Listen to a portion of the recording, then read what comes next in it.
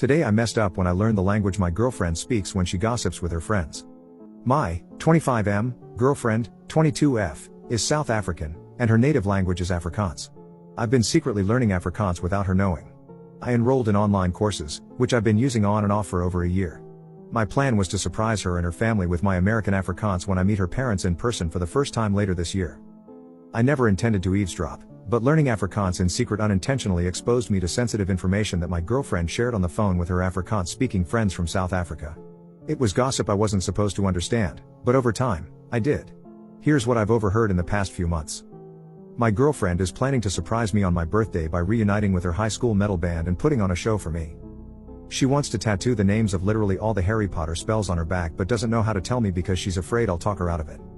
She casually mentioned that one of the unexpected differences between her glasses and contact lenses is that when she's on her knees looking up at me with her glasses on, my willy looks much bigger compared to what it looks like through her contact lenses. This is why she keeps her glasses on during sex. Ouch.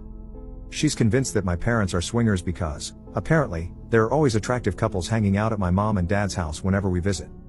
She secretly finished the entire series of Better Call Saul without me, even though we agreed to finish it together, so now she's pretending she has no idea how the show ends. She's thinking about canceling the high school metal band reunion for my birthday because she's no longer sure if it's appropriate to team up with two of her exes, who are original members of the band. She expects her dad not to like me. Honestly, I would have preferred not knowing most of this, but there's no way to unlearn Afrikaans. Now I'm cursed with knowing too much while having to pretend I know nothing. Update 4 months later. The following happened since my original post. 1. I asked my girlfriend to marry me in Afrikaans, and she said, ja. 2. I delivered my I want to spend the rest of my life with you speech in Afrikaans, which surprised and impressed my girlfriend, now my fiancé.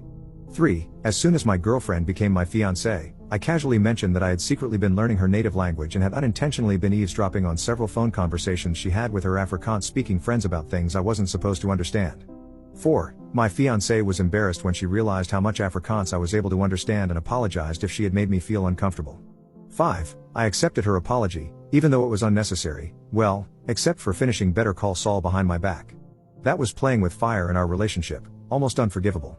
6. My fiancé got one of the Harry Potter spells on her back, Erecto Patronum. I'm kidding, I stole that from another story. My fiancé is still considering getting her back tattooed. I told her it was her choice, but I advised her to avoid covering her entire back with Harry Potter spells like she's some kind of Death Eater Michael Scofield. 7. My fiancé might be right about her dad not liking me because his expression of disappointment and dread when he heard the news of our engagement was priceless. That said, I'll win him over, though, even if it kills him. Jokes. 8. My fiancé fully believes my parents are swingers based on the different couples she's occasionally observed coming and going whenever we visited my mom and dad. She wants us to investigate because, for some reason, it's fun for her to imagine me being the son of parents whose sex life is far kinkier than mine.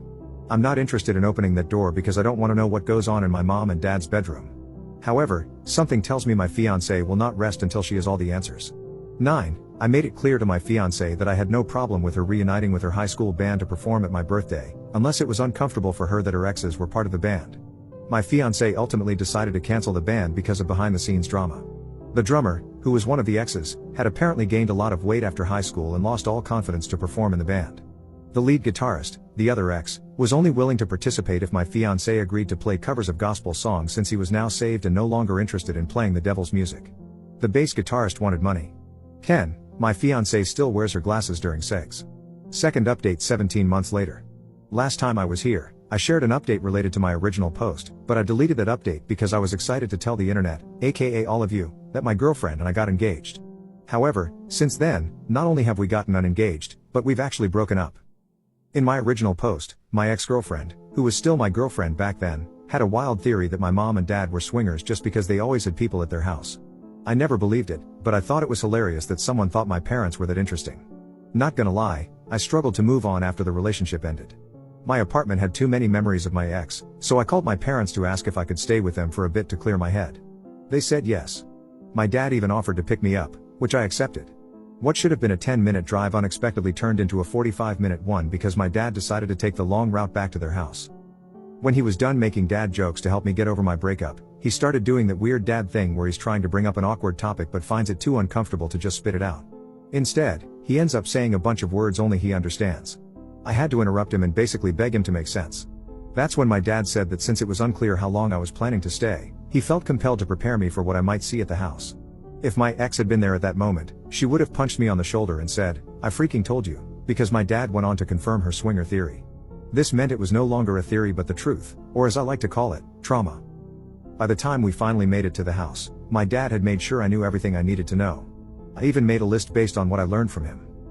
1. Both my parents were swingers when they met. 2. Swinging was not something they wanted to do while raising kids, so it was off limits when they became parents. 3. To see if they still got it, my parents returned to swinging once they had the house to themselves again. Spoiler alert, they still got it. 4. Hosting swinger parties became something they did frequently, usually with themes. 5. My parents were planning to host another swinger party soon, but my mom was considering canceling it so I could stay for as long as I wanted. 6. If they canceled, it would be the first swinger party they called off since COVID. 7. The theme for the upcoming party was prom night. I never expected my dad to go so hard in the too much information category, but once he crossed that line, he let it all out. I stayed with my parents for a total of 2 days before it became abundantly clear that while knowledge might be power for some people, for me, knowledge was punishment.